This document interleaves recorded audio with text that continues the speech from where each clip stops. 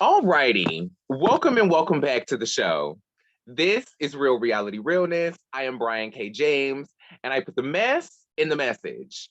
I am so excited to have my good Judy back on the show today. She is an expert commentator on all things housewives and reality TV, as well as a television host and producer, personality, diva, woman, mother, superwoman, phenomenal woman, phenomenally, and all of the things of the things. I am talking about the lady of House of Murasaki on Nosy Bystanders TV, and I cannot wait to get into the shit with her today. Ladies, gentlemen, and every gender or lack thereof in between, join me in welcoming back to the show, Elle Murasaki. Yeah. Hey, Ah, Call thank me TV host and producer. That just it makes me feel seen for the work that I do. you really gotta, like put your respect on your shit. Like Hello. all the blessings, all the accolades, all the roses. I'm gonna Yes. keep up. Let me know if I missed anything. No, you ate it up. Ate it down. Look, you ate it down before you was getting ready to read me down because Cause, cause, cause, listen, this what happens when you have me on mid-morning coffee. this is when this is why I called you. Cause like I was like, wait a minute, all the hell done literally broke through in the Bravo universe. Like it is bust loose, it is rattled, shaken, stirred, and in shambles. And I was like, Child, listen, forget the fourth wall. We through the seventh. we are through the seventh. We are in a whole nother paradigm, paranormal universe at this point. Like it is just so much going on. And I just had to get you on here because you are the only person that I'm watching on my Instagram feed at this point talking about this. And so like Yes. true shit. Cause like I have narrowed down for my podcast page, like just like mostly down to just people that have been on the show and like a few like pages that I just like to watch because I'm obsessed with like tiny homes and woodworking. Come on, come on. So As you I'm in, should be, honestly. Yes, me too. so I'm into things.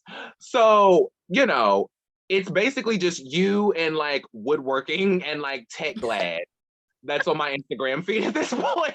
I So I'm love like, being next to the woodworkers. Okay, come on, somebody. listen, talk about inclusion. Am I right? You Like, know, we got to give it a full spectrum. yes. Shout out to my homegirl Joni from America's Next Top Model. She came on the show, and I Yes, got Joni. yes, I got introduced to these people because they followed me from her show coming out. So I've been obsessed with their page ever since. So Oh, shout out put me to you. on because we love an old school housewife, not housewives, America's Next Top Model moment. Yeah. Oh my God. We had 2 hours of all the shits. It was amazing. Yes. It was so America's much. Next Top Model really, and I know people on the internet be trying to be like, oh, it was a problem. And I don't want to discount their stories and what they went through, but the TV that it made on the entertainer side or the person being entertained, baby, ate down. Okay. Ate. From the commentator's perspective, Baby, could you imagine if TikTok was a thing when Jade's mom came in and started doing the Reiki on her? oh my The God. internet would have been ablaze. Are you serious right now? Imagine the gift of just Jade every week when she got her picture. Thank you for believing in me. Thank you for believing in Thank you me. for believing. No, could you imagine? No. Remember, I don't remember her name. The Indian young lady, and they threaded her forehead back during the makeup days, and didn't they make her blonde? Makeover days would have ate on TikTok, bro. Ancho, Ate. God bless her. I was like, that I don't know. See, I didn't know shit about doing hair at the time because I didn't have nothing but a brush fade back in those days. But I was real, Sean Patrick Thomas say the last dance with it. Oh, Like come on. that. He was eating us down in that movie. What if I don't want it to be real? What if what I want is to wake up and see my mom again? And I can't. Yeah.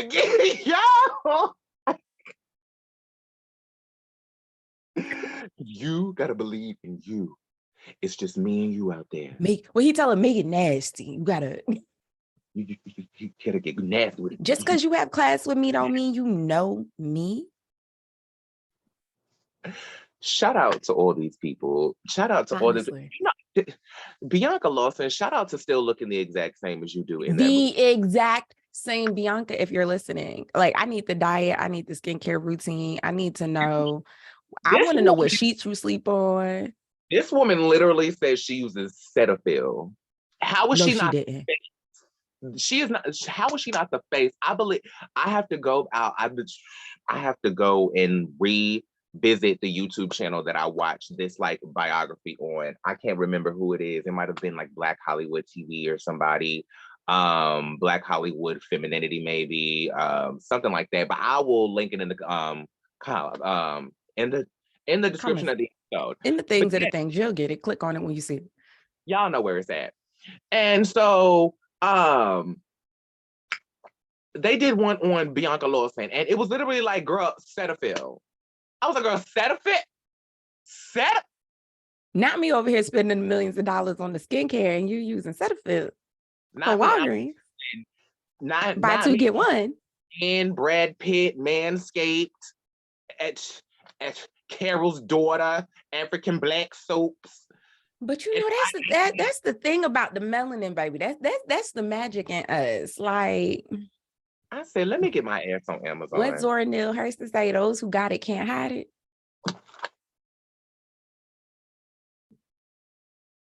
Early morning. And never, I'm gonna say this, and then I'm gonna get back to my toxic message of love and Joe Judice. Not really.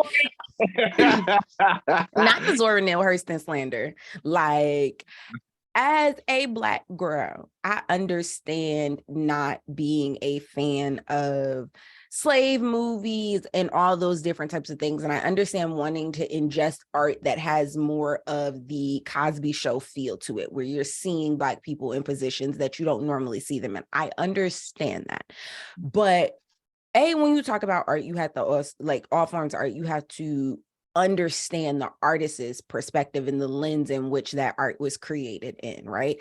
So for Zora Neale Hurston to be of the age that she was, I don't want to misquote her birthday, but to be of the age that she was, to be a Howard graduate, you have to know that the story she received as a child came from women who weren't far removed from slavery and slave culture and Jim Crow. Like, Jim Crow wasn't even a thing when she was creating, okay? So everything was segregated. So the stories, the slang, all of it is going to be told through that lens. Now, if you don't like slave art or things of that nature, that's okay. But to say that it is bad, to say that Zora Neale Hurston is not a good author is the most wildest shit that I've ever heard. And it goes back to have it come from a Black woman. It goes back to protecting our art and protecting women. That's some shit you say in the house. You don't never say that in front of no mixed company. Like, that's some shit you get cussed out about at the kitchen table, because I don't understand, how do we sit here and complain about our Black history not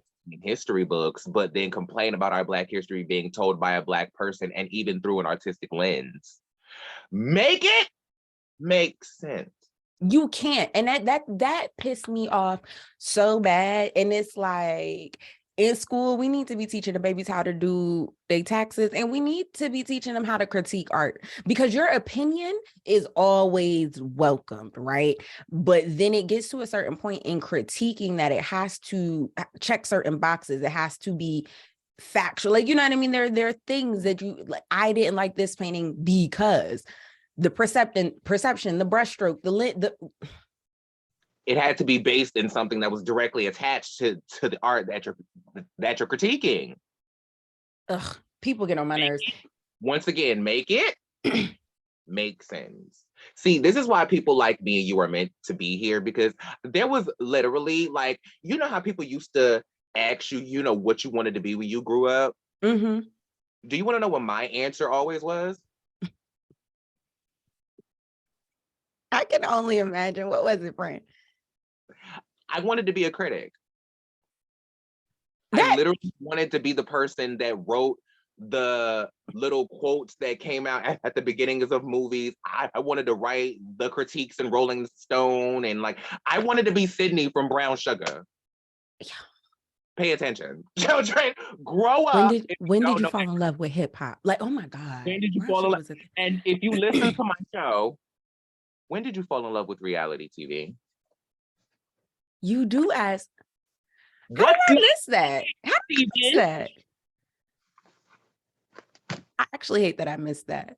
I think I was afraid to say like what I wanted to be. You know what I mean? Like if I look back and I'm being completely honest, like I wanted to be Wendy Williams. I wanted to be on the radio. I wanted to be bumping my gums. I wanted to be free from 106 and Park, but like and I wanted to be AJ. Hey, I didn't know any women doing that. it's wrong. It's all a reference. It's all a reference. I'm into it. No, I didn't know anybody doing that. Like my mom graduated from Syracuse. All my godmoms, everybody, they're AKAs, they're corporate women. So I didn't have anybody around to make that even feel like it made sense when you said it out loud. And then the few times that you said it, it was like, oh, okay, but what you really want to do? And I was like, oh, that wasn't a good enough answer. So I spent so much time being like, I don't know what I want to do, and like being down on myself and trying different things or this, that, and the third. And it's like, no, this is what I want to be doing. If you get it, you get it. If you don't, you don't. Like, right. It's like there's no confusion about it. None at all. None at all. I wanted to be Wendy Williams, but not so much. You know what I mean? Wendy Williams without the like direct messy aggression. I feel like Wendy Williams always was like, we're doing a job. This is entertainment. I'm here to critique it. And so unless she had her favorites, the humanity never came out. Even like in the interview with Whitney Houston, there was a way to, and quite like Tamara Hall, there's a way to ask the question that everybody wants the answer to that still regards that person as a human and still leaves respect for that person, as opposed to like, so you be on crack? Like, damn. Whitney, are you still smoking? Like, no, what? You ate that up. You ate that up. Wendy's here. That was good. Like you're causing really good. Thank you. I'm actually now I have to go practice. Listen, I've been like dabbling in doing impressions for years, but I never take it seriously just because I don't like I'm not comedically funny. I'm reactionary funny. Yeah. So, like I don't want to actually sit and start writing jokes and think I'm gonna actually get up here and start doing stand-up because bitch, I will get up here and think I will get up and do raw. And I think it's so bold and beautiful, like T.I. doing stand-up and actually like doing the thing and starting from the bottom and not being like, I'm T.I., I'm here, like paying homage and doing the thing. Like I don't know if he's funny just yet. I haven't heard a joke that like. I haven't heard a joke yet, but in my respects, like if I can't be like Paul Mooney type of funny, then I don't want to do it. Remember when Nene didn't know who Paul Mooney was? Remember when Nene was a comedian? That's when I lost hope. Remember? And I am the first person to not know somebody by their face. That is. Did you catch that? Remember that era? That little wave. Like I can, but see, I really am still always gonna be stuck at keeping it real with Nene. I'm forever gonna be like, that's forever gonna be my ringtone, period. That's forever gonna be my callback tone when folks call me. It's just gonna be like, keeping it real with me. No, I need I'm on it. If I had a ringtone pick from a housewife, it would be I feel like falling in love. I put that on my phone, please. I'm so dead. Oh my word. Put that one there. The blessings that Beyonce bestows upon us. She just doesn't even know. She does it so effortlessly. Before we get into all the things, I want to tell the people why you hit record so fast, because you was ready to read me for filth. So we was kikiing backstage. And I just want to start off by saying I am happy that Teresa and Joe Judice are not together anymore. But it is something about Joe Judice that I don't know if it's the toxic in me, but I get it. Like, I get it. I get how she was like 1 foot out and then he did something and she was like, oh, I gotta come back. Like, I don't know. And I just remember after she flipped that table and he like went and hugged her and she was like, yeah, did you think that was sexy? It was like, y'all better kiss. Like, I don't know. It works for me. It works is what they give all the time. And I'm into it. And then he be on the, like, he be cooking and stuff. I'd be like, okay, Joe, slicing up the sausages. Like, I get how she gave him 4 kids before she left. I don't know. I'm sorry. He's a horrible person. I hate the way he spoke to her. I'm happy they are not together. I would have left too, but get it. I'm going to have a heart attack by the end of this Maybe episode. it's the Jersey and me. I don't know. I get it. Listen, I'm not even here to read you, girl. Talk your shit. I understand because I grew up like in real hood dudes.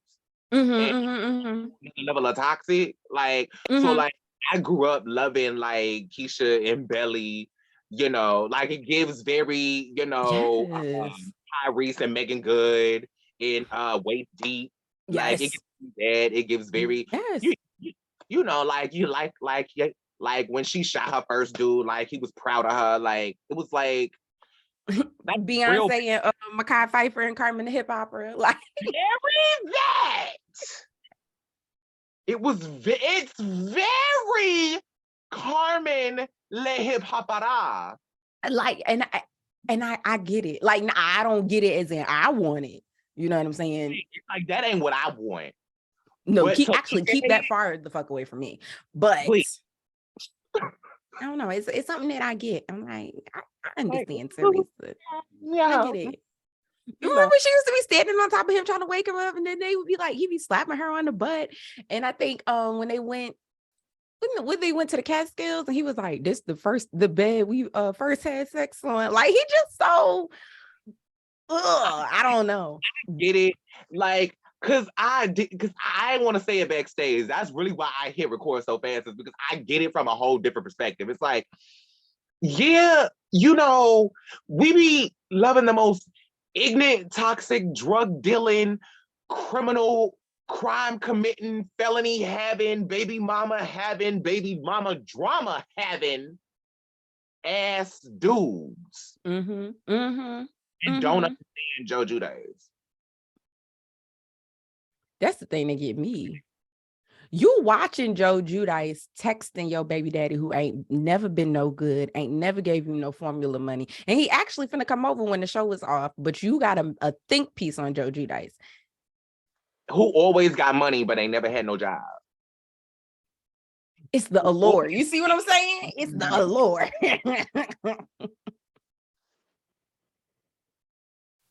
Oh, Joe, this is for me. Thank you. Like, you remember when he gave her just that stack of money and she was just right here in this economy, you gotta spend cash. I was like, see, the problem was ghetto foolery. And that's the thing. She not hood enough. She Patterson, but she not hood enough. Because a hood one would have told you, why y'all married? Why you sign the paperwork? Just send me a text message. That's not where you want to be vertically integrated. Okay. I want you to pass me the cash from your bank account that I'm not tied to. Amen. And then I'm gonna go to my house. Yeah, the problem is she married him. That's the problem. Yeah. Like the problem is you didn't read none of the paperwork for nothing. But neither did Ty Chrisley's mom, so I guess it happens. I mean, who said that? Let me finish my coffee. Like it gives who actually, like, but point them out though. Like come to the front of the congregation because we need to pray for you specifically. But like when it comes to Todd and Todd and them, Todd and Mrs. Chrisley, because I just forgot her name, just that quick. Julie, right? Sure. That's I would crazy have because I asked my actually husband watched because them, he right? watches that show. That's his shit. Like Chrissy knows best is my husband's shit. And I've been telling him from day one, I'm like, something is not right about them. Oh no, the nothing added up from day one. And if your husband is really a fan, then he remembers when they first started in the papers about the money not being what it was and him not owning it and written for the show and all of that. Round about the time when Savannah went to Tennessee, I said, Miss Ma'am is smart. She said, I gotta Get the fuck leave. up. But speaking of pointing the people out and praying for them, amen. Drew has let Ralph go. Who are we praying for? Listen, we are praying for our good sis Drew. Okay, we are praying for her strength. Yes, we are. We are praying for her strength because she raising them babies by herself now. We praying. We praying. Is she really raising them babies by herself when it was really her and her mama raising them children from the start? I would say yes because her mama don't owe her that. Like that's a good grandmama move, but her mother don't owe her that. Her mother could really be like, "Oh, my kids is grown, and so what I'm gonna do is go outside, but I'll see y'all on Christmas and on Thanksgiving." Stay tuned for the new season and a little Easter because they like it. But I think Drew Sidora is beautiful. Gorgeous. I think she is talented. That throat. Like there's never been a time that they asked Drew to sing and she ain't came through. Like when Drew sings, we don't get the moments of the production doing the crickets on the screen. We don't get nobody in the cast talking about she always singing because baby's throat is a one. Okay, her song that Ralph produced before they broke up, all shade, is hitting. It's hitting, and I think she could do so much better than him. And I would love the opportunity to have a conversation with her about like where her head was when she finally decided to like sign them papers. I'm ready to sign them papers. I was gonna sing it, so I'm glad you did. But like, what was it? I want to know. Like, was this a Drew thing? Like, no, you can't treat Drew like this. I don't want this. I'm better than this. Was it, I gotta show my kids something different. They can't be around for this. Like, was there ever pause for cause for the for the fact that now you got 2 kids who won't have dads in the home? Did you try to stick it out because of that? Like talk to me. What was the process? Like 61 minutes. I need to know. Like, it just seemed like, to the public, it was such a strong switch because Drew was always very, I'm gonna stick beside him, honey. That's my man. I'm gonna stick beside him. Mm-hmm. Honey, I'll give him a little bit just for these TV cameras so y'all won't call me completely stupid. But at the end of the day, that's my man and he ain't going nowhere. Like he gave very that. And I was like, well, listen, I've been with my husband since I was 19. We are 31 years old. He ain't going no fucking where. Period. No. But again, that's in the house, outside of the house conversation. I'm never. And this man is a narcissist. We seen how he acted on camera, so we can only assume that it's worse when there's no cameras. At the end of the day, she had to go home with him. So for her to sit up on the reunion couch for the sake of appeasing us, the audience, being like, yeah, that nigga is a piece of shit, and she got to go home with him. That's stupider, in my opinion, than sitting on the couch being like, my man. Like that's why I was like, I can't even give her much for that. Like for me, my tea was never with Drew being the stick beside him, girl. I was like, well, girl, I was my man all the way to the bank, moving that cash over to the different account. Like I talk all the shit, but I'm like, when it comes to my husband, I dare you.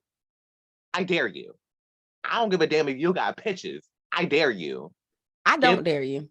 Because I'm not responsible for what happens after you accept that dare. On TV. I dare you. I dare you.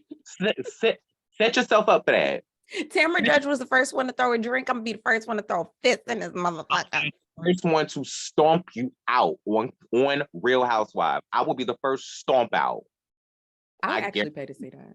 I thought we was going to get it with the scepter moment. Because ain't nobody but Jesus Christ Superstar gonna be able to pull me off of you. Not the Holy Ghost. Don't tell me. Not the Holy Ghost. No, but she had to go back home to him, and she had to stay home with him after the things. But also, it as dumb as people try to act like Drew is, I feel like she's very smart in certain instances as well. And this Drew seems this like the type of person who you remember when your mother sent you to the grocery store and you would have change, but you would never give her back the change. Drew is that girl. She seemed like the type. Yeah, I'm gonna keep that. That's my service fee. She seemed like the type of person to keep the change, put it in the bank account, and then like have a goal. Like once this bank account hit this, then we out. Because at the end of the day, you still got 3 kids. It can't just be, and I'm out. Like, you know what I mean? Like we have to take the emotion out of it. And so it feels like that's what she did. And I'm excited for baby girl. I am too. Like, see, my thing was never she was the stick beside him girl. Like, that was never my thing. My issue was that she directed all of the gaslighting and the shade that that man laid on her at the house. She injected that right into the friend group. She channeled and misdirected that right into the friend group. And I was like, girl, what is this and why?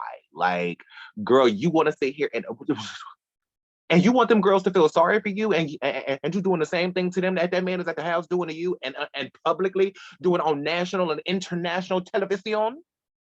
But you have to also think about things that are normalized, right? So when you think about even using spanking as a kid, when you get spanked like that, that's how you know how to parent, right? And you turned out okay. So you normalize that. And I think, listen, Drew is responsible. I'm not trying to take it off of Drew because she definitely came in there and was like projecting and all of that. But when you were home and you were trying on 90 million different communication styles, and people, the person is still telling you, no, you're wrong. No, you're crazy. No, you don't listen. No, you da da da da. And you're absolutely trying your best. It's not. I can imagine that it's very easy to then turn around and project those things. Like, this girl was being mentally abused on camera and then had to be in a friend group such as the cast of Housewives of Atlanta. I think I'd look crazy too. And I'm not taking away from that. It's just hard for me to understand how you ask for compassion and empathy from people for those things. And then when they say that you're doing those things, you're like, but this is the reason why. It's like, but you're asking us to feel bad because you're going through the same things that now you're justifying putting us through. It's like, wait a minute, hold on. I lie to you because I love you. We lost the variable here. Like where somewhere the math stop mathing in there. It's like we can't feel sorry for you and then say, but it's okay for you to do us like that because you go through that. It's like, wait a minute, those two things don't make sense. That's it's very like, real. Do you want me to feel bad for you or not? Because I can't feel bad for you while I'm feeling bad for me because you're doing it to me. You treating me bad. Like, if you No. want this to be a safe space, then we have to honor it as a safe space. And there are certain boundaries and there are certain things. And then I'm gonna stick beside you and you ain't got to worry about me throwing it back in your face and stuff. But you're not gonna take it out on me. Because it feels worse when you do it to me because it feels like an informed decision because you're sitting here asking me for empathy for the same situation in your house, but then you gonna come and bring that dust that you sweeping from your round your front footsteps and drop it on my. I'm not here for that. I'm not here for that. Now I'm not. Now I'm 100% a Monica type of chick. I will ride with you. I will stick beside you. I'll put sugar in this tank. I'll flash or tire so the insurance company won't cover it. Pay attention, children. But I'll teach you that bologna is strip that paint if you want to put it on there, especially if it's a nice sunny day coming up in the morning before he wake up. But you ain't heard that from me. Y'all want eggs? Need a little saran wrap. Oh. Good morning, children. But I'm not gonna do it for no stupid reason. Like, you're not gonna have me out here looking crazy with you. Like, girl, like make it make sense. Like you're not gonna have me out here riding and dying with you. Like you gotta pick one. We either riding or we dying. Because I'm not gonna ride with you and then have you kill me too. And also for me, there is a level of crazy. Like, I won't exceed this level without being dick down. Like, I'm not gonna act crazy over your dick. Yeah, like there's only What? a amount of toxicity that I'm going to allow without any type of sexual connection. There is a cap. There's a cap. And we good up until that cap. Once we exceed it though, I'm out. Cause also he crazy. I don't want that. You know what I'm saying? Like, and see, that's really how I'm perceiving my watching of the Housewives at this point. Like it's just like, girl, y'all are triggering me and not giving me nothing in return. Like I give and give and give, and all you do is take and take and take. You know what I feel like watching Atlanta like the past 3 seasons?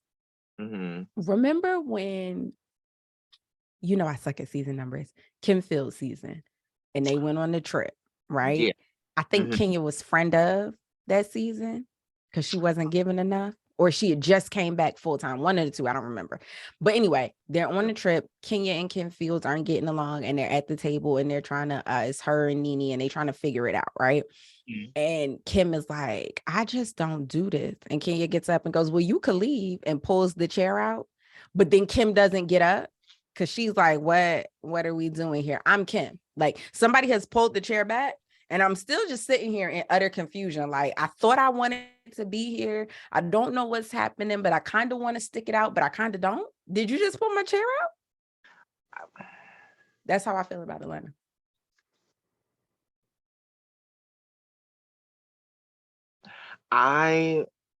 When it comes to Atlanta, I just feel like, you know what Atlanta feels like to me? It just hit me. You remember Moesha, right? Yeah. Yes. You remember we got okay, yeah, but like, you remember we got through 5 seasons of Moesha, and then all of a sudden, it just in one episode, everything changed when he said, Dorian, I'm not your uncle. I'm your father. I'm your father. That is Atlanta for me. Like, Atlanta is D in that scene when she's like, oh, Frank. I don't think you can fix this. No, you can't. Like, Atlanta is that for me right now. It's like, what you want me to do? Like, no. Remember when they went to Anguilla and they was on the boat and the wind and everything started hitting them, and Cynthia Titty popped out her dress. Everybody was all crazy and the hats was like this. That's Atlanta right now. Just full-blown titty set. Like, it's giving Karen when her, like, turn the wigs around. Like, it's like, it looks sophisticated. Like, what are we doing? What? No, honestly, what are we doing in Atlanta? More importantly, why? Why are we doing it? Why? Because it feels like we all want to be here, but none of us know why we're all here. None of us know why. It's like we all want to be at this party, but none of us understand why we're here. It's a meeting that should have been an email, but we kind of like that it was a meeting because we got to see our friends, but it really could have been an email. It really could have been an email, but we still kind of glad we clicked the Zoom link. Like, we all like, I really could have been in the bed, but like, this was cute for y'all. It was cute. I don't know why y'all called me, but it was cute. Y'all ain't have to call me, but this was cute. Like, I just feel like across all franchises, most of the women have run their course, and that is not out of not liking the growth. You know what I mean? Like, who else would have given us Kenya more hair care, no matter how bottom barrel it was? 8. But to see Kenya and Marlo run around that house in Blue Ridge Mountain, that is when I was like, it's time for them to go home. I don't want to see no almost 50 women. Like, these are AARP card holders. And y'all running around the house avoiding conflict, avoiding communication when you could be sitting on this camera as 2 grown women with a long history chopping it up and finding resolve, knowing that resolve doesn't have to be we'll be friends. That when it was too much for me for Marlo was when her tagline was released.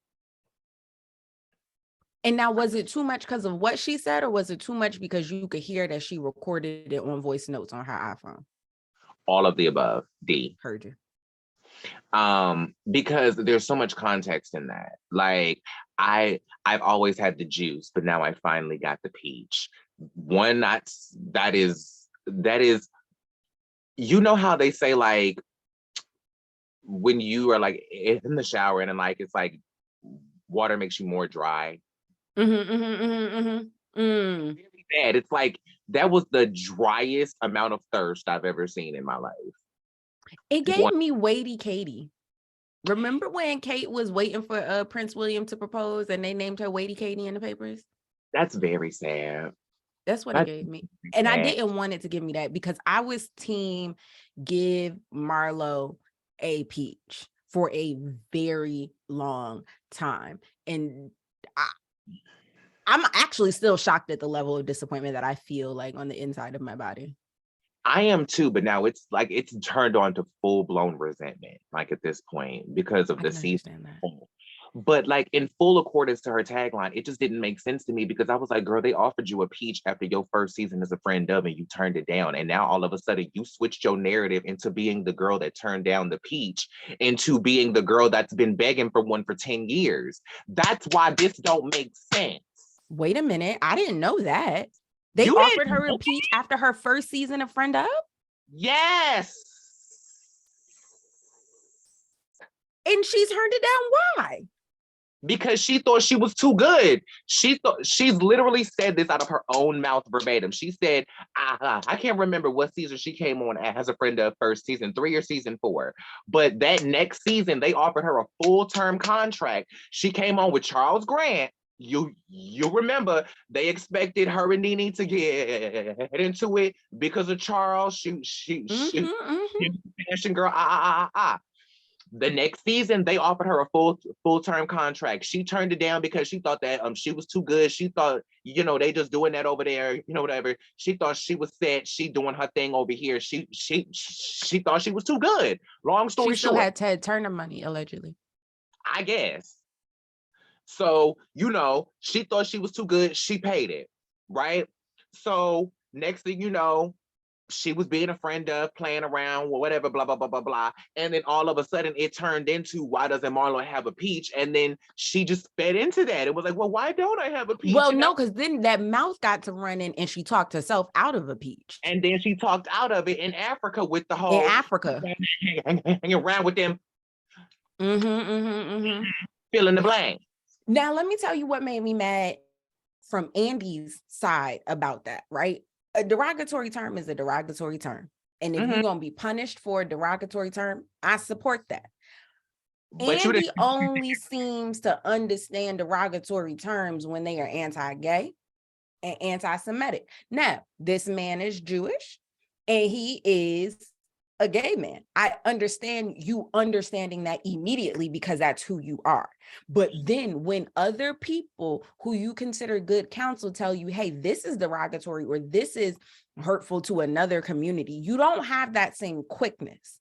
And so for me to hold Marlo's speech hostage over the F word while allowing what Candace say, the slandering and the maligning of other communities, incessant maligning of other communities is like fuck all that you're talking about, because especially when you blatantly allowed Erica Jane to use the word faggot on the reunion this last season, and you yes he did nothing. Yes he did, and said nothing, barely blinked. That's because Erica know where the bodies is in. See, and it's that come on, that's about being vertically integrated, okay? And you saw it with Nene. Nene got to do things that other people didn't get to do. And when you see the ones who is Andy's angels, when you see the ones hanging out with him and Can and all of that, and going to Garcella be on the list very soon. Garcella be on the list very, very soon.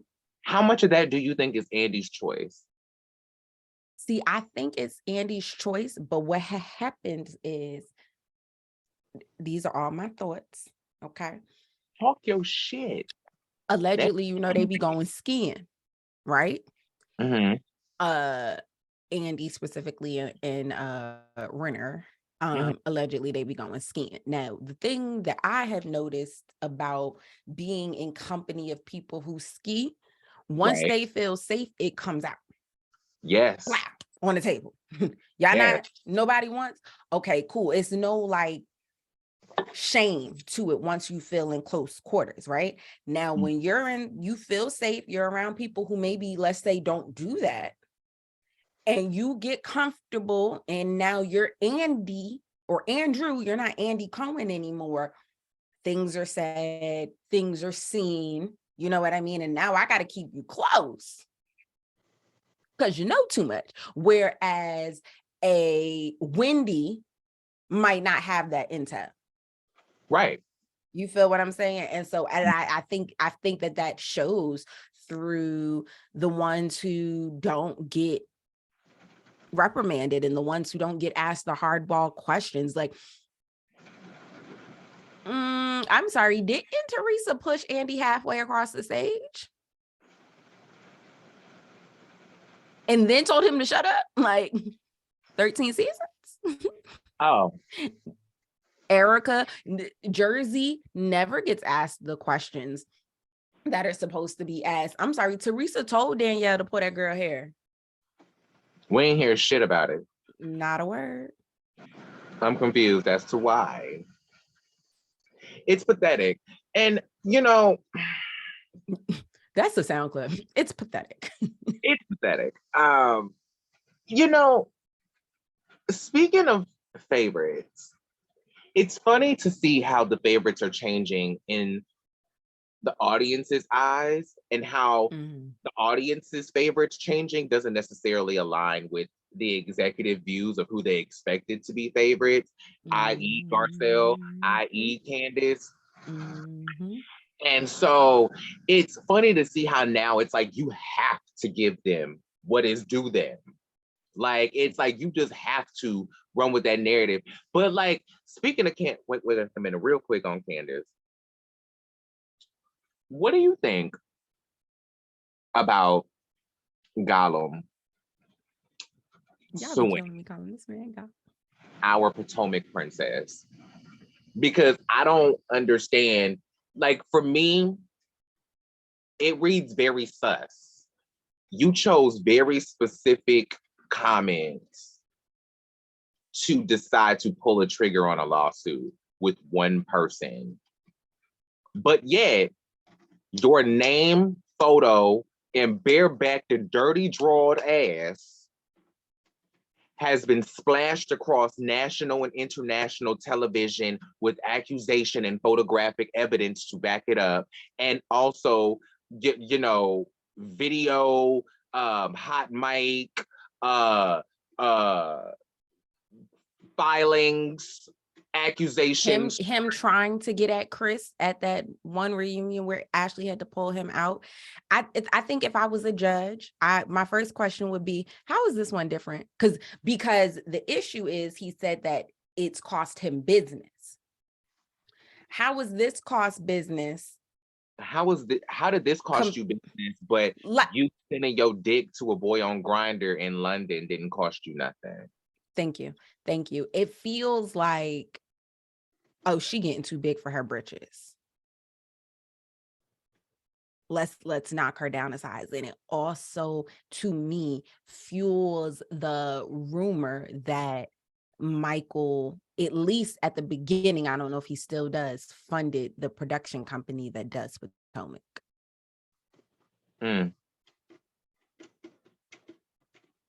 Because that feels like, oh, she forgot that I take care of. You feel what I'm saying? Like, you forgot I was big dog. Like that's the energy that it gives. And I don't like that, because I feel like if Giselle had said that, we wouldn't be having this conversation. Ever. There wouldn't be a lot. They find value in Giselle. And that's the difference. That is the difference. When you are around people who don't see you or find value in you, no matter how valuable you are, no matter how bright your light is, when you are around people that don't see that, and or they see it and they're threatened by it, they're always going to try and stomp that light out. try to put that fire out. And so with Candace, the only thing for me is I hope, and I think Candace is smart enough for this, but I hope good and goddamn well she got receipts. And that was my lesson. If you ever want to be a housewife, if you ever want to be a friend of, had them receipts already. Don't ever be looking like Jennifer Williams. What date was it? My messages stop at the day before. What?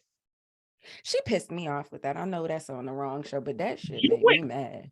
Girl, we talk about all reality TV. Girl, but like I'm trying to figure out, girl, how the hell you sat here and dug the phone up? That's not even your regular phone. You went to your storage box to get your old phone to bring it to an event, and you did not make sure you had said things. And then here go Tammy sitting there with it. The ace. Look, she had to pull it back. The ace. Can I borrow somebody's readers? Yeah, no. Would you like me to read it to you, tell you what it says? Like, Tammy, if anybody was, that was last season greatness. That is how you go out on the show. Tammy didn't get big that season. Tammy sat there. No, you said it. I asked you about it. You sure you want to go with that? Because I got the text messages. I got the messages too, Tammy. Okay, pass it around. And Malaysia was ready to risk it a haul in Amsterdam. I will gladly take them penitentiary charges, and I will gladly take those penitentiary charges. She said, "You want to talk about it? You gave me the information, so I did what I wanted to do with it." You said you wanted me to do with the information what I wanted. She said, "Me holler at you." No, it was to let me holler at you. It was to let me holler at you. It was to let me holler at you. And then it was Shawnee. It got something to do with me. And Evelyn talking about something. Let me just clear it up right now. I know I'm not in it. I'm in. Getting ready to Shawnee was like, this is getting ready to be a shit show. Yes. It was her leaning across that table and looking Evelyn. Do you want to hear the information or not? Because if you don't want to hear it, I shut up and I walk away. And you know what? That's real friend vibes. And I think that's why I always understood baby girl. You feel what I'm saying? Sis always just stuck by the code. Yo, I got some tea, but I understand that you might not be at a point to want to hear that and want to accept that. Say the word and it's yours, but also say the word and I'll shut up. Just let me know what you want to do. Shout out to Malaysia and her house with Mr. Bryant. You know what? How do you feel about her leaving the show though? I feel great about it. I want everybody to leave the show so that the show can leave us. That shit is boring. You don't like this season? No, nobody but me likes this group of women together. Because apparently I'm the only one that likes season 10. Like, I genuinely, and here's why. You see how I'm judging you in the face? You can judge me, it's fine. Because next you're gonna tell me you like that show, the Boys of WeHo or whatever that was. I'm scared now. I ain't seen one episode. Praise God. I didn't even buy. I was like, nope. Nope. Let me tell you, I don't like this season of Basketball Wives for the same reason I feel like the women on Housewives need to go head on. Their time is up. I'm sorry. Why are we still looking at Jackie Christie? Like, see, for me, see, this is where I have this is where the words unpopular opinion come into play. Because for me, I appreciated, this felt like an all-star season for me. I can see that. I can't see that. This was a great season for me because I didn't really have to get to know no new bitches. I knew everybody here. I had a personal investment in everybody's story at some point in the Basketball Wives fandom. Yeah, now that's real.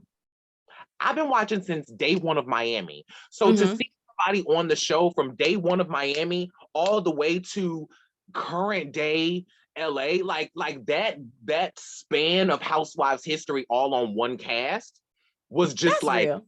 Sickening to me. That's real, but then I feel like let's wrap it up after this all-star season. Okay, no. Okay, let me tell you this, because I want to be very clear to anybody listening that it's not coming from hater. Because, like you said, I've watched since day one. I'm personally invested. These people are my Sure. friends. Like, you know what I'm saying? We've grown together.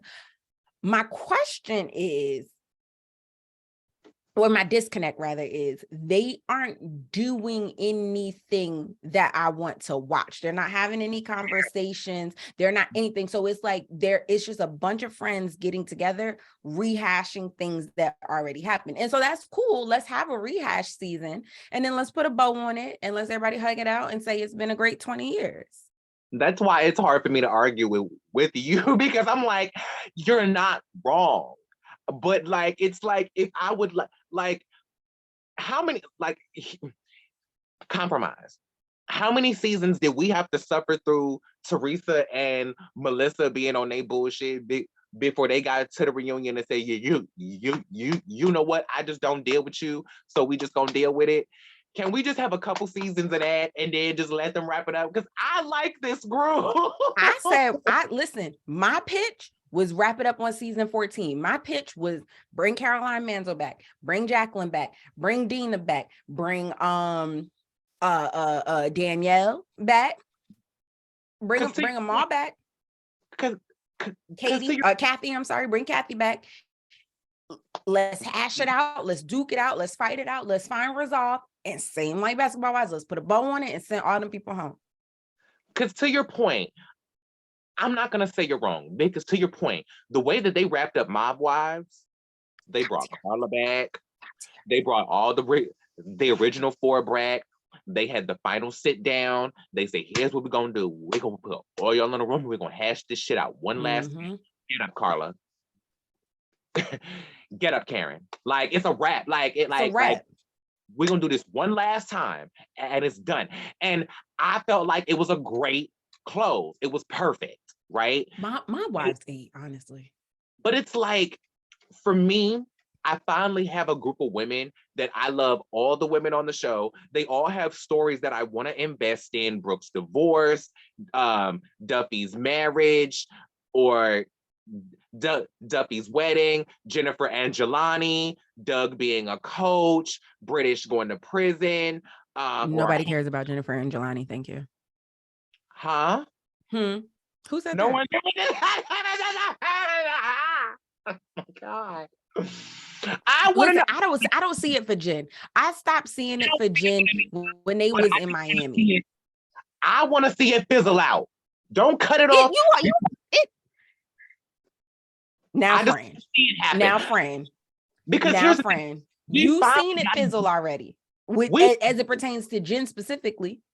But we finally seen but like I finally got a group that I feel like ain't completely all about them getting together, swinging and fighting all the time. They argue, they do they one, but like this just feels like the group that like they just hang out. Like it just feels like I feel like it's the closest that I'm gonna get to a long-term running friendship of girls that actually know each other. Like they not bringing back Mob Wives. It's not gonna happen. It's not. I got confirmation of that from a producer. Like they ain't bringing it back. It's over. It's done. I do appreciate Jackie asking Jen, so how did you feel when Eric threw that drink in your face?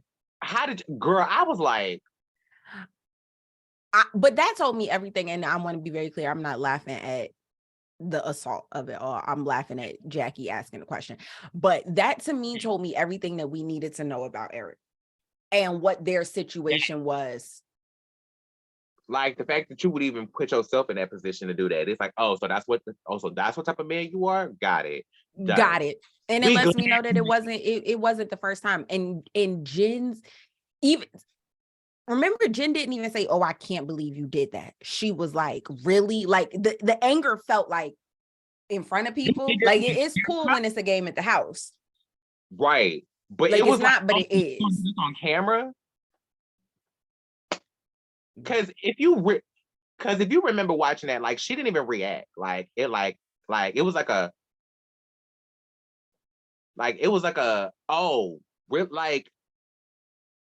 yeah, like that's happened to her before. And I was that's not how you act when somebody does something like that for the first time, i.e. Wendy. cause she went to reach for a knife in her purse. Wendy No, went to she go really. in her purse. Wendy said, "Oh, wait, calm down." Hold on. I'm a professor at John Hopkins. Hold on. She had to catch herself real quick. Almost showed them people what I was really about. Hold on. Everything that scene is what Karen said when she was fixing her wig. Hold on. It was in real time. We really saw her really save her life in real time. Like she really was like, oh, wait, hold on, wait.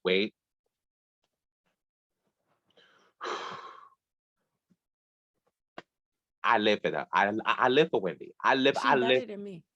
Oh, friend, I gotta ask you a question. Not me being an interviewer. Ask me anything. Well, this isn't an interview. It's just us chatting. It's just a kiki. We should. How do you feel about the Ozempic claims that everybody is putting on everybody now? Listen, you know what it reminds me of? You remember a few years ago when Melissa McCarthy lost all that weight and all the clickbait pages were saying that it was because she was taking this magic pill. And she had lost all this weight and she never really confirmed what was going on. No, not at all. Like never spoke. She just got out a new show and kept it pushing. It gives very that. But it gives like, oh, y'all can't just get a new show and keep it pushing because no, we on Twitter now. We on Instagram now. We on TikTok and we outside again. So it's like, what's up?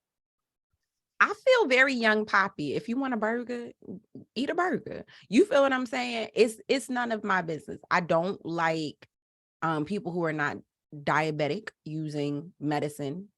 That's my because the people with diabetes are struggling to get their medicine. And it's not because people are taking it for weight loss, but because of the price and all of that. Like there are already people out there that need it. However,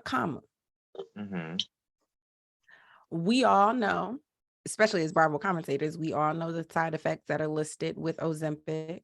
Okay. If you want to risk gallbladder issues and old face, okay, that is between you and the God you serve. Far be it for me it gives me to have an opinion. You know what it gives me? It gives me, you remember that episode of The Golden Girls when the girls had their heads frozen and then Sophia came in at the end with the 25-year-old body and the 80-year-old head? So that's going to be Real Housewives of such and such 2045. It's just going to be a bunch of 25-year-old. They're going to look like Sofia Vergara from here down and look like Meryl Streep. Sophia from Golden Girls up. Look like Meryl Streep from here up and Martha Stewart from here up. But they gonna look like Jody Joe from Fashion Nova from here down. But you know what? Let me tell you something. I like the Kyle of it all. I think Kyle is doing it the best. If you're gonna be on Ozempic, also be in the gym so that people could say, no, you wouldn't get the muscles from Ozempic. I mean, and again, I don't want to be Melissa. I don't know if she is or if she isn't. It ain't none of my business. I really don't care. But I like when people take time to lie to me. I appreciate that. Like, I love when the girls do like subtle plastic surgery over time. So it's less of like a change and more of a maintenance. So like by the time you realize they're even doing plastic surgery, it's like been 20 years. That's the Leah Michelle. You seen her cheekbones. I thought you was giving Demi Moore down to the runway when it looked like half of her head was getting ready to come off. Bitch, that wore me the fuck ASAP after that shit. I could not. I was ready to cut the cameras. Dead ass. Child. I said, bitch, where's the rest of your face? Where's the rest of your jaw? But it's really been weird for her ever since Ashton, but that's a different story for a different time. It's been weird over there, but I haven't read the book, so I don't even want to, start talking until I have more information. So let me get on. I want to be an informed chit chatter.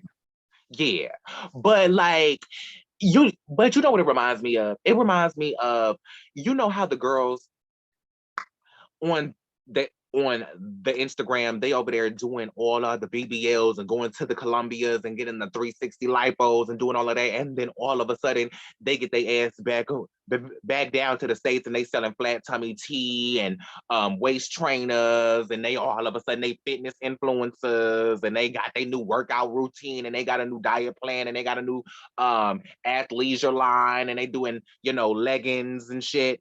And it's like, you know what it really gives me? You Selling remember $25 park workouts. that part. You know what it really gives me? You remember back when Kim Kardashian first got popping Mm-hmm. and she was selling Trim Spa and Carl's Jr.'s at the same time? No. You remember when it was Slim Quick? Isn't that what she was selling to? Slim Quick, Slim Fast, The and she pills. in the Skechers commercial, but you in a Carl's Jr. commercial that came on right after the Skechers commercial. It was like, girl, what are we doing? Wait, Kimberly. speaking of Kim Kardashian and what we're doing, somebody on TikTok just did a video about the downfall of Kim Kardashian and how we are like, she is in her strongest flop era.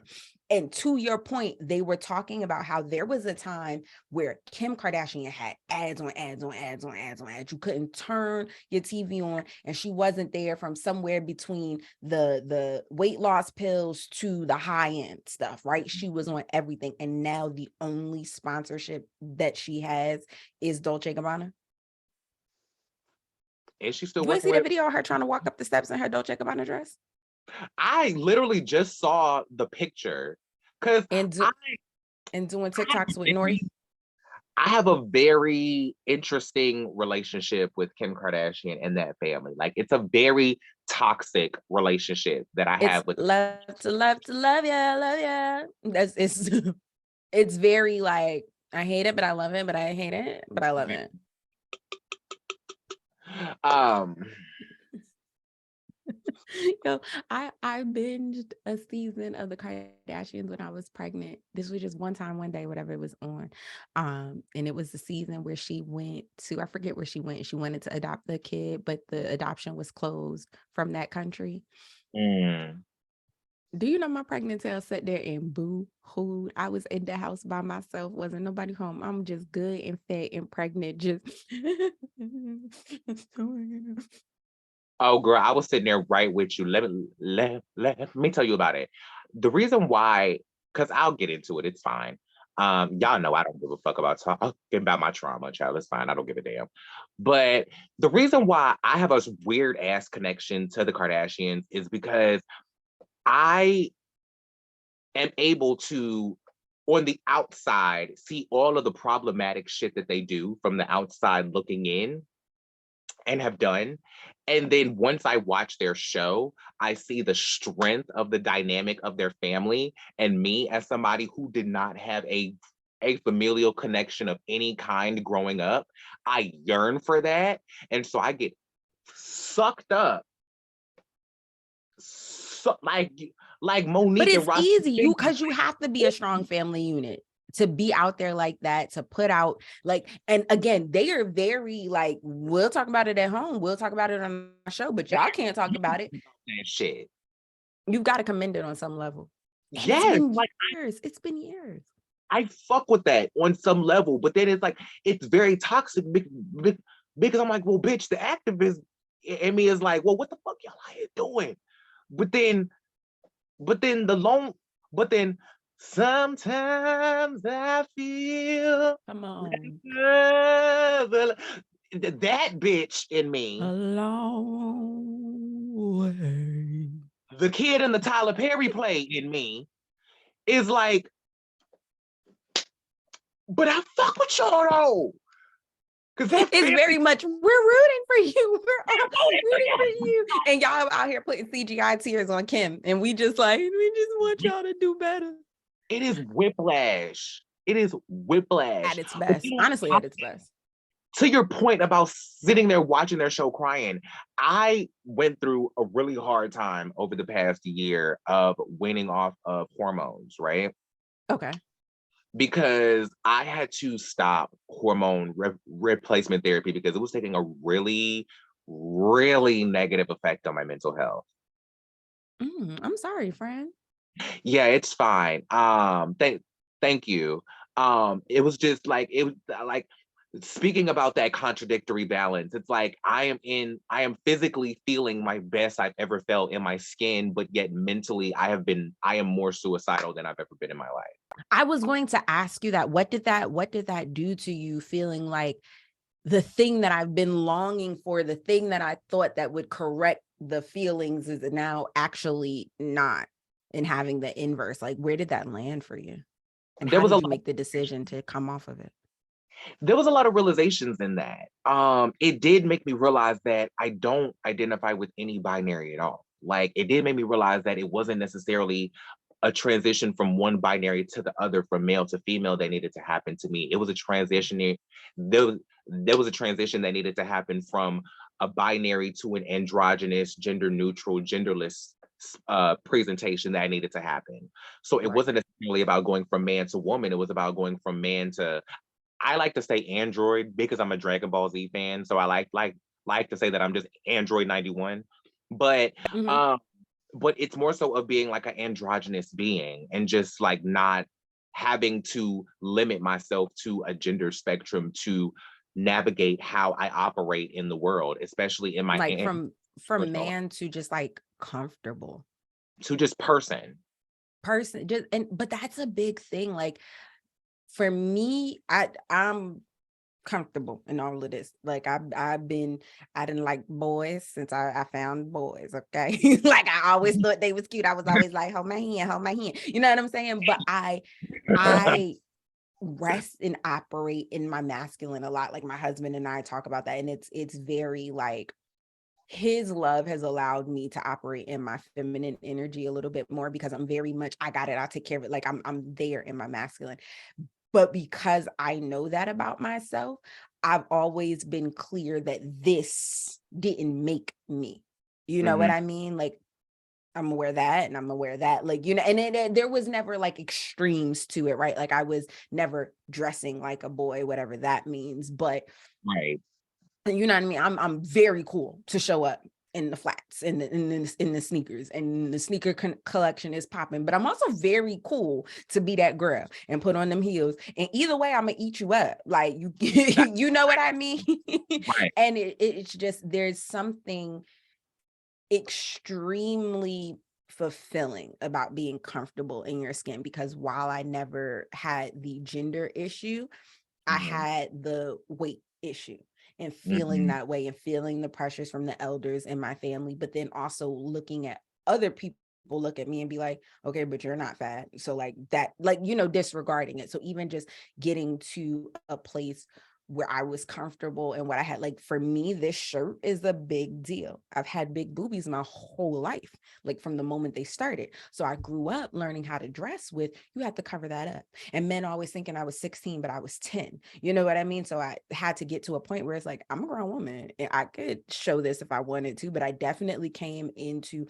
my relationship with my husband being more comfortable in crew neck shirts and like all of those things. So to be comfortable and be sitting here like this, it's very freeing for me. So I can only imagine how that feels for you. And I'm happy that you get to operate in that.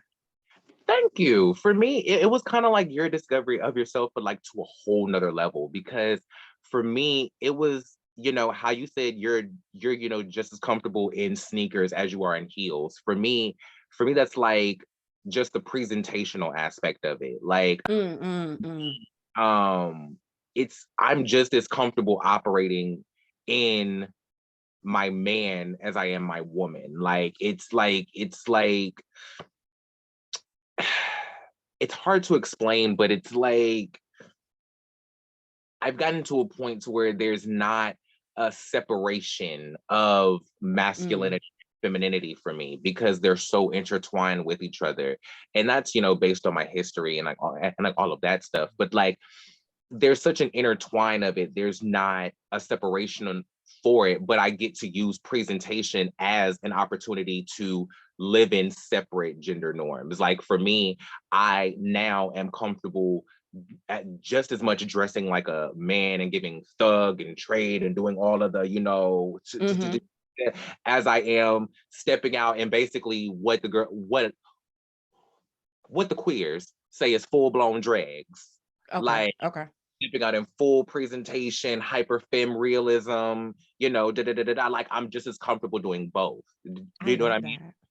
And I think I've gotten into a space where like neither one is necessary for me. So like it's just I'm just somewhere in the middle, but it's really kind of affected the way that I interact with people because now people are so on this whole so how do you identify what are your pronouns thing? And I'm like, I don't subscribe to pronouns. Like I don't have a designated set of pronouns. I just let people register me how they interpret me because I see myself as Mm, an androgynous being. So it's like, mm. so I've had people interpret me as male, female.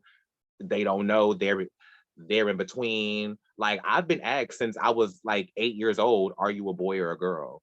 My entire life I've gotten that.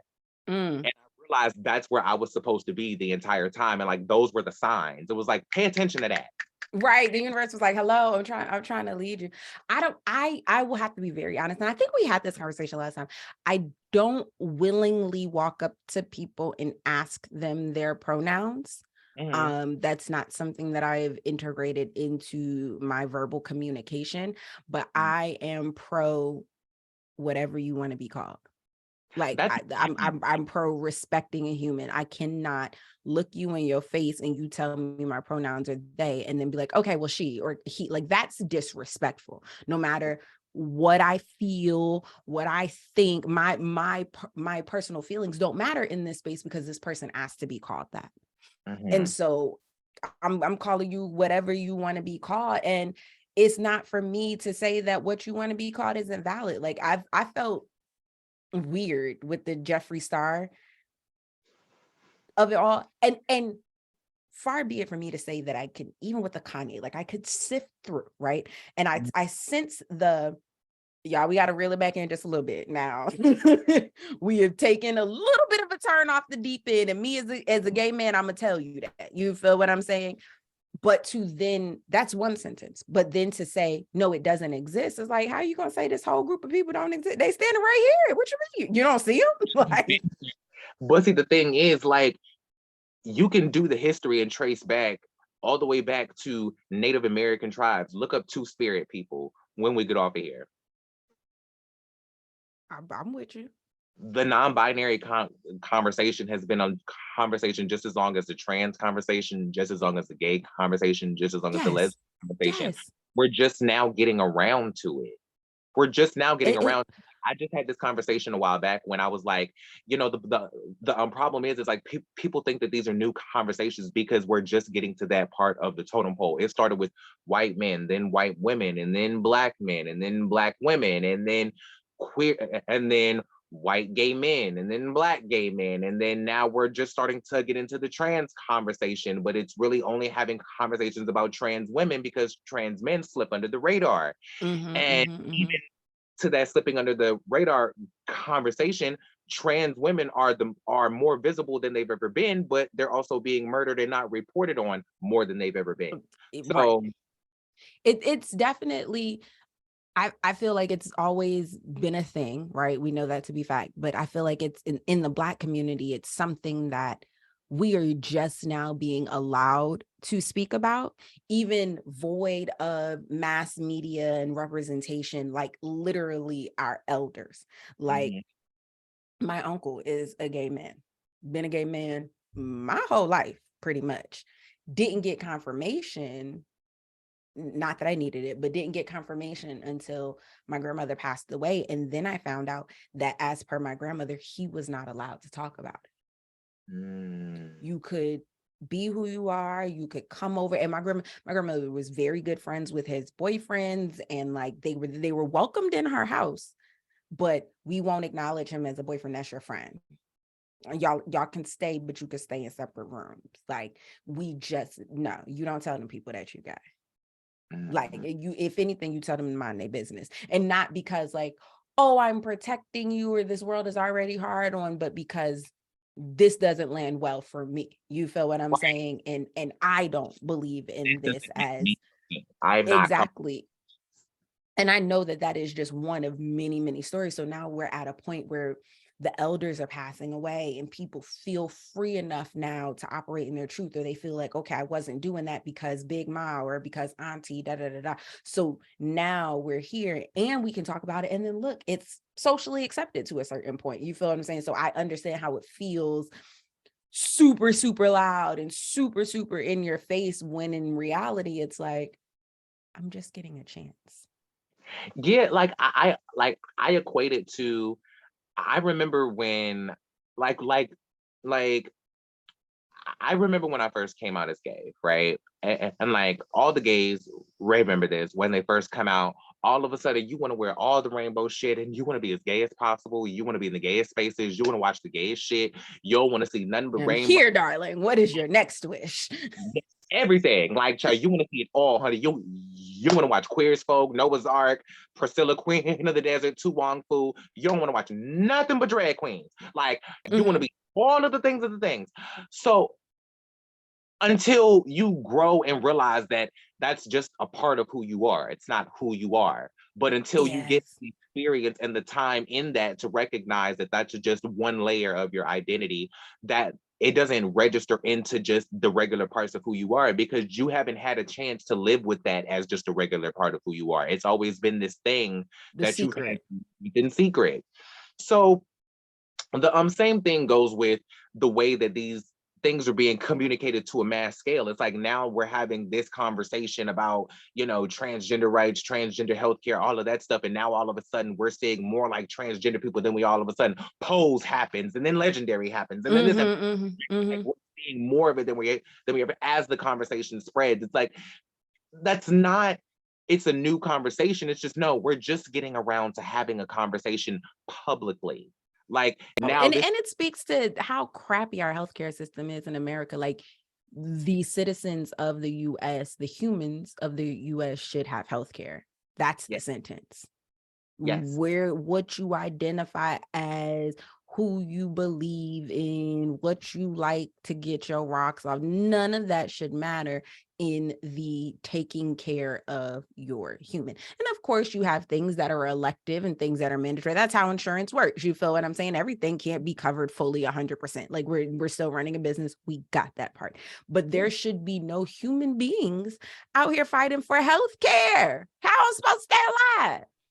Just like when the Red Cross wanted us to celebrate that they're lifting or they're lightening or they're changing their ban on gay donations of blood to blood drives and shit, I rolled my eyes. I was like, y'all can't have my blood. No. Child, I almost hung up on you. My What ass. year is this? And is it the movie Philadelphia? What's happening? They just got around it. Like, they've been doing this forever. Like, let me tell you something. I have a stern FU for the Red Cross for the rest of my life, because the I for any gay man who has been through this experience knows how embarrassing and painful that this is, to go through this in a public setting, to be shamed for being gay when you're trying to give blood and help people. I went through this when I was in Job Corps, right? Met my husband there. And so they were doing a blood drive, and I've always been like, that's great. I love that. I would do that, blah, blah, blah. So we go sign up to give blood, and they have all these questions, da da da da da, had all these personal invasive questions, blah, blah, blah, blah, blah, right? And the question, have you had sex with another man in the past 7 years? And I'm sitting next to my boyfriend at the time. Like, well, I just fucked him before I came. I was about to say the last 7 minutes. Like, we just finished, like, Like fresh off it, baby. like, okay. So, and I remember debating, do I lie about this? Because it felt like if I admitted that it was going to be a problem. Turns out it was. And to be turned down because of that specific question, like, that's one of the most embarrassing, painful moments Very embarrassing.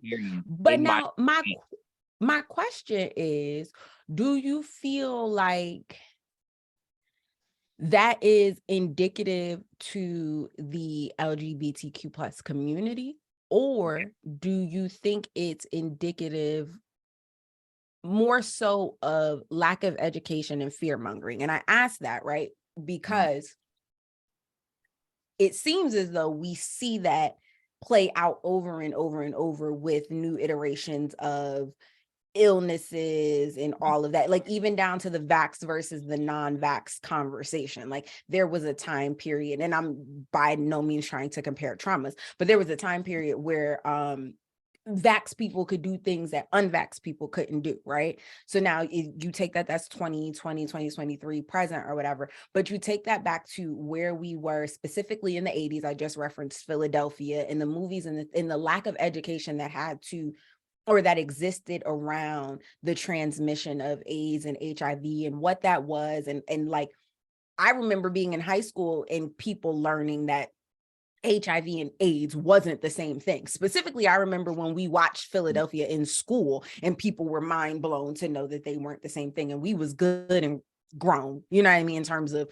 schoolwork there. So do you think that that speaks to the fear mongering that is the US and the things that they base down, or do you think that that was hyperly specific to like hurt your community?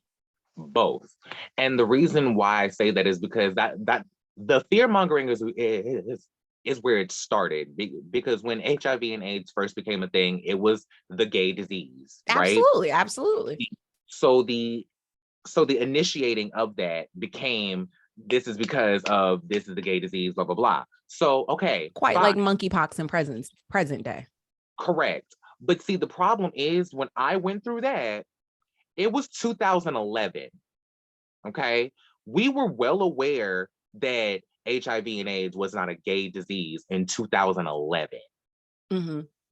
Yeah, so we shouldn't have even been having this conversation. So if y'all were going to lift that ban, y'all should have lifted when you figured out that HIV and AIDS was not specifically sequestered to the queer community. So okay. My thing is, it's down to the testing of blood. What makes testing my blood, because I'm a gay man, different than testing your blood for the same disease? Yeah. What makes it different? You got to follow the same protocols, big dog. So I'm like, you find out that you got to do the same thing, the same test for the same amount of money for the same blood that is anonymous anyway. Why what is are we there even talking about? A specific ban on gay men? Or and what year was that ban lifted? How the lesbians work on this? I'm not exactly sure how that works, but that's a good question. I didn't even get there in my brain. But I do know that as a man, I was asked that specific question. If you are a man, have you had sex with another man in the past 7 years? And that question is still on forms when you want to donate plasma and things like that. I was asked that question again when I donated plasma, like years and years later. This was like maybe 6-7 years later. So it's like, that's where it goes from fear mongering to hyperfixation, because it's like, now we're well aware, it's been documented that this is not a queer disease nor a gay man's disease. Yet in 2011, y'all are still having that conversation after Magic Johnson and all that. After the Magic Johnson. Well, but see, Magic Johnson was still early in it. Remember, they made him stop play. He had to stop playing for a minute, even though everybody was clear on how it was transmitted and it wasn't on a basketball court. But to the medical fear of not knowing how the disease works, that has nothing to do with his sexuality. That's what I'm saying. Yeah, no, I'm with you, but that's why I was saying, like, there is, so like, even if in 2011, that would, if you had sex with a gay man, that takes you back to 2004. And to me, again, that's the fear mongering of it all, where it's like, oh, well, in 2004, this person could have still not been And it's like, just test the fucking blood. you doing math and going back to questions and who he could have possibly, and if they felt comfortable, and was it in a motel or in a house? Like, test it and find out. It doesn't matter, because at the end of the day, y'all are gonna have to turn down a cis woman's blood if she has HIV, just like y'all gonna have to turn down a gay man's blood. That's really what it boils down to. It's like, y'all gonna have to test the blood the exact same way and turn their ass down in the exact same way. So it's like, what do you want them to do? It's like, so it's like y'all trying to live. They want y'all to not exist. I mean, you knew the answer to that. Right. So I'm like, I just want y'all to say it out loud so that I don't got to keep screaming it into the void like I'm on a soapbox when y'all like I'm the crazy one. like I'm crazy, like I'm the drama. So I'm like, girl, stop making me the villain. I'm like, y'all know what's up. Just say it so we Yeah, can move. y'all the villain. But I'm like, y'all But trying at to the do point at which, okay, never mind. Okay. it just makes like it feels like it's real like JoJo of it all. You know, it's just too little, too late. No, for Like, sure. For sure. but we appreciate it. Cool. The new gays, Thanks. freely, please do. Yo, when we was in high school, me and my friend, I don't know where this started, but when people would like tell us information that nobody asked you for that, we would mumble. We were like, all right, thanks, bitch. You get the fuck out of my face, ho. Like it has to have this accompanying hand motion. Like, all right, thanks, bitch. You get the fuck out of my face, ho. Like, move around, please. Yeah, it gives very all that talking, do that shit while you walking.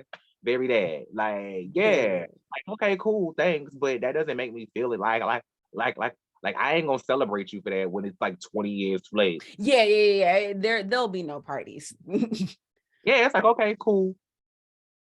This Click. conversation. It wasn't what this segment wasn't reality TV, but I feel like it was needed. It was needed, and you know, like that's really what it's for. Like I just like I don't like I I really didn't try to format this into like a scheduled thing of like what we really needed to talk about because I was gonna No. bring Tim Norman at the end of this getting life in prison for being a hitman and a murderer, you know, and that didn't have shit to do. And he is exactly where he should be. If somebody could throw on just another life sentence on top of it, that would make me very happy. That's what you fucking get. That's what you get for $100,000. Like, But not but because that feels like it negates it. However, that shows you how dark people are, right? mm-hmm. Also, how sweet it's not on the other side. Because from again, as the person ingesting the content, one would assume they good. We got the restaurant, we got the show, like Lifetime movie, we good, generational wealth, like not a problem. And at the end of the day, with eggs themselves cost $10,000, so 100,000 don't go far. Like I just hate to be that person, right? It's not a lot of money right now. So to attempt to off somebody for what ends up being that minuscule amount lets you know that the grass is greener where you water it. And in watering the grass, you'll run into some dark people and some scary people. But when you're touching the grass, amen, don't miss this, amen. When you're touching the grass and your feet is grounded and you doing the things and you're seeking good counsel and you're trying to keep your brain as clear as possible and you have this outlook where you're like, I could imagine the worst day of my life, and this person that I'm encountering might be going through what might be the worst day of their life, and then you extend grace in that moment. You feel what I'm saying? The rest of it, the monetary, follow suit. And so stay connected, stay grounded, stay away from people who don't make your tummy feel good. And just know that when you fuck around, you will find out. We'll find out. Amen. Amen. Amen. The doors of the church are now open. Yes, action plates. Yes, yes. The building fund is now open. Amen. Take your envelope and hold it up. Yes, your envelope. Extend it to the front of the church for Amen. manifestation. Amen. Let's clear our hearts and our heads. Yeah. I just like God bless now. I just don't get and you know, I don't even know where to bring in Peter and Gordon out here tongue tussling around to the social medias Pat into this. Pat. Because Pat and Gordon. yeah, listen, Gordasha and Patrice is out here cutting the monkey fool out here on the social medias. Fighting And for their life on this free app. And Wendy is at Kamala Harris's house. Wendy is out here doing her big one. She said, Touch "Why not my who? Oh, my anointed. my anointed, not like me. Do not like me." She said and that is what Wendy was talking about when she checked herself in that moment when that drink hit her. That restraint, I have something to lose. that drawback, that was what she But put that's back. the problem with Bravo casting that mix of people. In real life, on shows, it's always going to happen. When you are somebody with something to lose, bro, you can't hang out with people who don't have nothing to lose. You could call it bougie, you could call it whatever you want to call it. Because we're not playing by the same rules. You feel what I'm saying? And that's always going to be dangerous. That's always going to be dangerous. And I'm not one for that, because as someone who is genuinely trying to build some shit over here, I done spent too much time not giving a fuck. Now that I actually got some shit to lose, Fucks are given. Fucks are given. Fucks are given. Here, there, and everywhere. Yes, fucks are given, and fucks are given, and apologies are not. Like, at the end of the day, we will give you a fuck. Like, fucks are given, cease and desist are given, cold shoulders are given, bitch. Like, we have no time. Big rhymes. No, ma'am. But I do think it's funny that Mia did do all that. All that. Like, you got up here and did all that to get up and throw drinks and try to hit a woman with your purse and show out and run around and take your shoes off and curse and holler and do all that. All that. Half of Patrice and her mess. Only to be on Blue Ivy's internet Apollo line. Out here on Blue Ivy's good 5G broadband. Hello. With this gutter trash MySpace foolery. Gutter trash MySpace foolery is exactly what it is. Pat yourself on the back, because that's what that is. That is some you didn't put me in your top 5 SBS. It's very, why am I not in your top 8? Like, because you act like that. Because you asked me that question. That is why. Yeah, I wasn't never putting nobody on my top if you was asking to be there. Because that's not who we want in the crib. Yeah, like, that's not how we do that. Like, I don't, but see, it just, like, it just, how? Like, girl, like, it just don't make no sense. Like, you living off of your savings and you renting a penthouse? What? And you think North Carolina and Potomac is on 2 different coasts. So now I'm really scared. But you want me to think I don't understand business. You got locked out of an account when you was on vacation, but it's me? Okay. And you the CEO? CEO nope. Oh.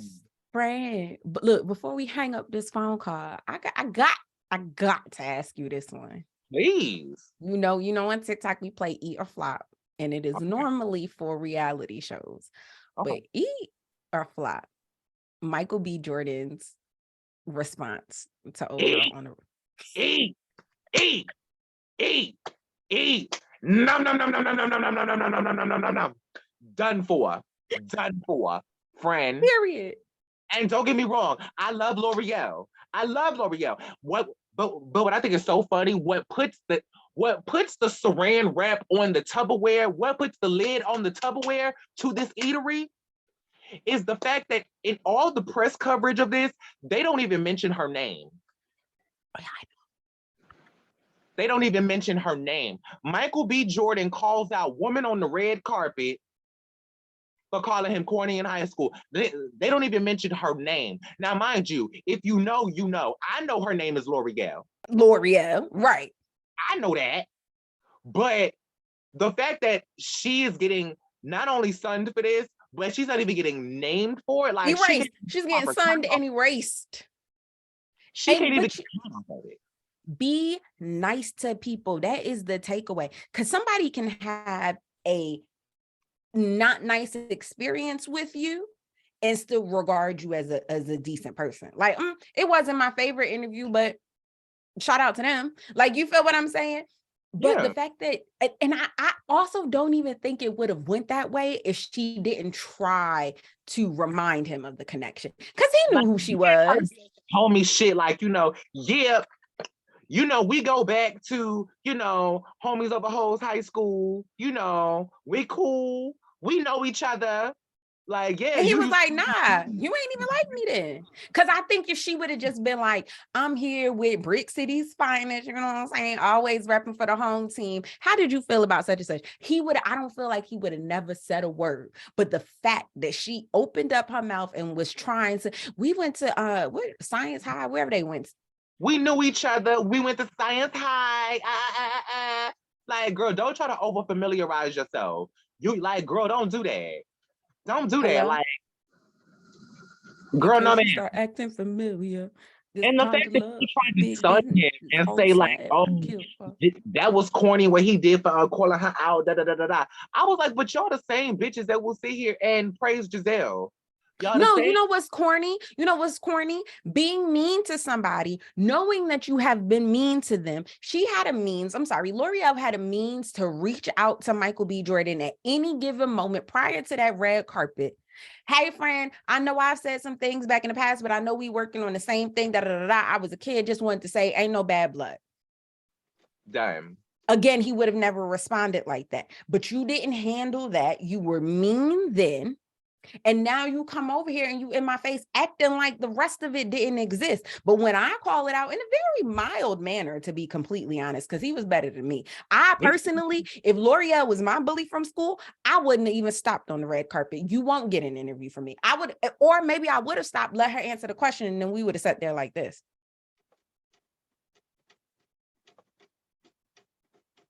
What was it? And then I would have walked off. Right. Now you explain to your boss that you're an asshole. That, because even if you would have felt it was corny to like slide in his DMs and be like, yo, I'm sorry that I picked on you in high school, you could have took that moment on the red carpet since you decided to over familiarize yourself and be like, yeah, since we know each other, you could have been like, yeah, I used to call him corny in high school, but look how he's stunning on my ass.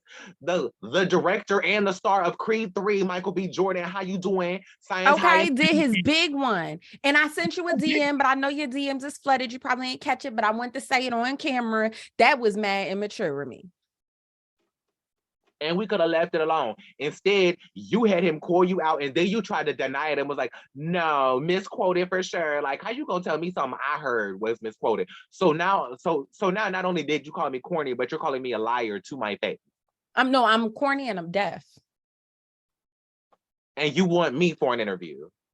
And he gave her, that was the most polite thing you could have done to a bully. I'm telling you, yo, if I would have walked on that carpet and any bully, bro, my bullies exist from like 2nd to 4th grade. Okay.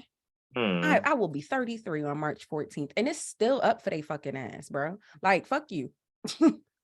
There's still a is that if they one of them currently sells Mary Kay, and I wish, no, I don't. Let me not tempt that, but I wish she would jump in my inbox trying to sell me some mascara. What I won't do is buy it from you. Yeah, there's a couple people in my life that glass.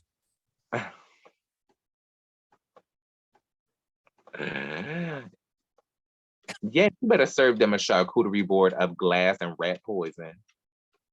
I live for that. It's really eye drop soap glass. Yes, just very just give it a have diarrhea forever and a day.